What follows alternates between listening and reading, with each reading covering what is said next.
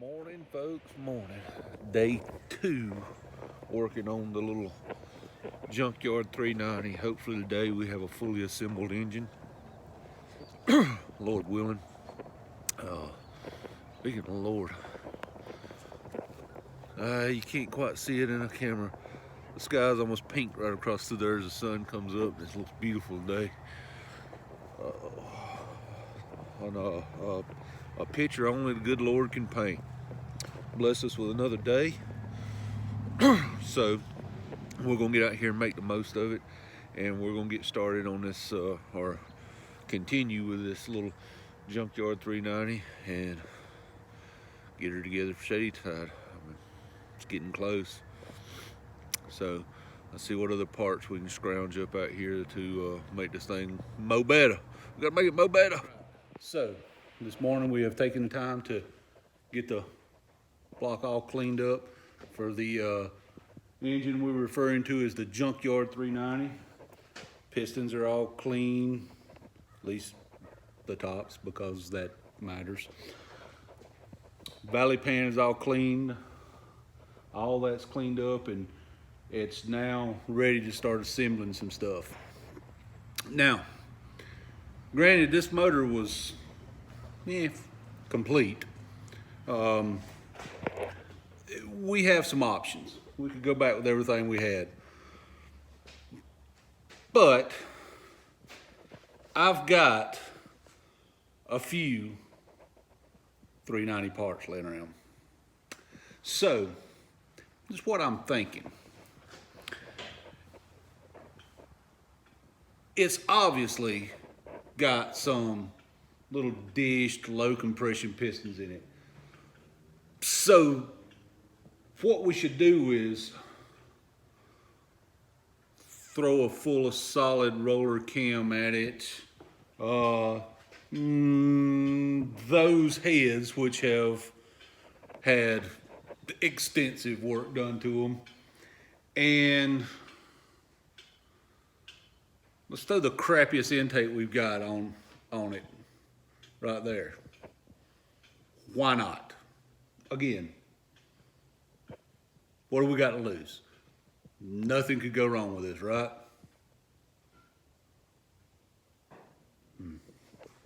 So now on throwing good parts at a junk engine, how about a big hanking solid roller cam? Because something that makes about 0.2 to 1 compression needs a 650 lift cam. Yeah, why not? And just in case you missed the first part, no, this is not the right way to do it. No, I don't recommend doing this. And if you're mad because I'm throwing a monster cam at absolute garbage, then yeah, I don't care about that either. So yeah, let's do this. Now that I have the absolute wrong cam put in, now I have to pick time and chain. So let's take a look at the parts department back here and see what I have in stock. So over here, my way overpacked little parts shelf with all kind of parts on it, small individual parts. I have this timing chain, which is adjustable and has a bunch of different keyways in it. And you can just, I have this, which is a brand new in the box kind of OEM replacement. This is a performance one. Yeah, I got it. This way. Let's use this one.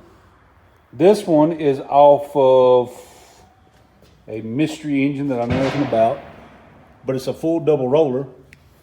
It's not really adjustable, but it'll be perfect for that garbage.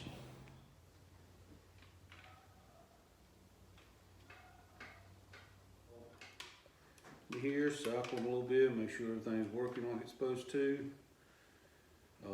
There's a chance that this little junkyard motor might make some real power. About 10% chance. Do you ever just sit and think, I wonder what George Strait's doing today? Reckon he's roping Good weather for it. And rather, I like to cycle them up and down a little bit and make sure there's nothing causing any binding issue. These lifters are worth more than the whole freaking engine is. We've got a stock bore 390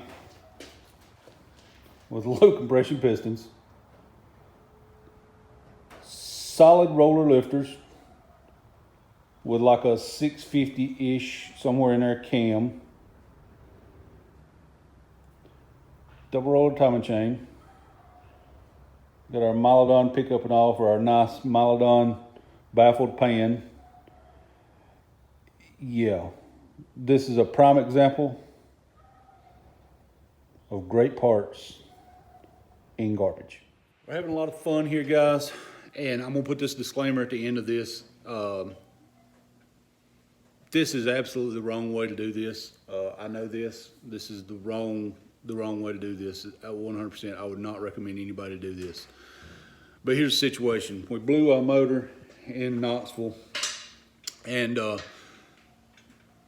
Shady Side's the last race of the season for us. So we want to be there. We want to support the Southeast Gassers, and we want to hang out with some of the great racing people we know, and we want a car that can get us some points. And while if we had not have blowed the motor, we could have finished top 10.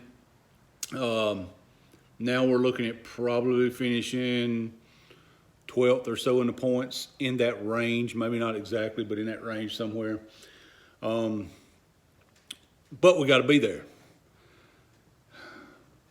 I was going to build a brand new motor for this thing, and I still am. It'll be ready for next season, and we'll test it over the winter and tune on it some.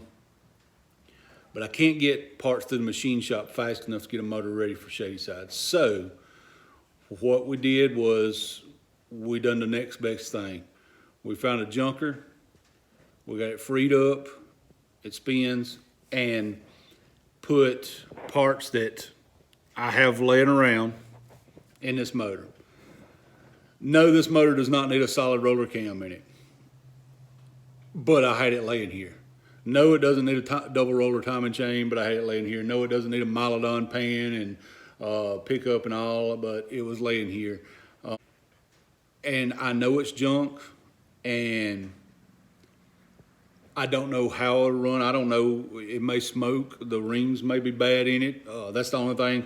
That's the only thing that is still existent out of the original rotating assembly there. Just simply because I know if I pull it apart, then there's a chance with the ring ridge and all, it's going to break rings coming out. So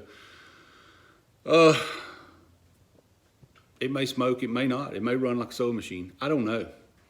But here's what I do know. This will get us at Shady Side. This will get us our 2 qualifying rounds, our show-up points, our qualifying round points. It will drive on and off the trailer. That's all I do know, but I know it'll do that.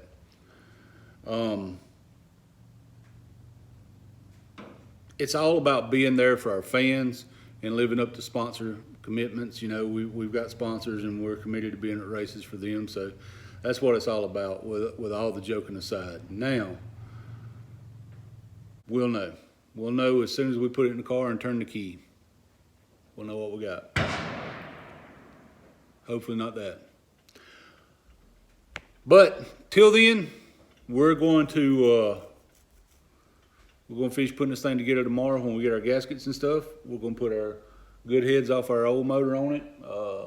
We've got a couple of intake options. We've got where's that? We got an intake laying right there.